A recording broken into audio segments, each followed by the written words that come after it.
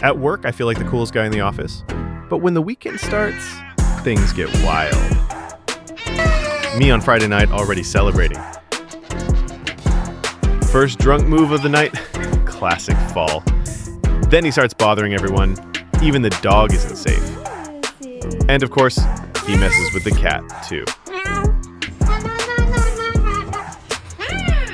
Now, he's literally riding the cat. Weekend mode on. Meanwhile, he keeps walking around laughing like a maniac.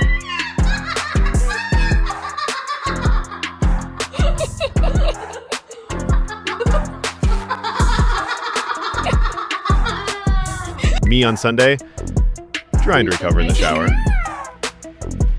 And finally, it's Monday again. Back to reality.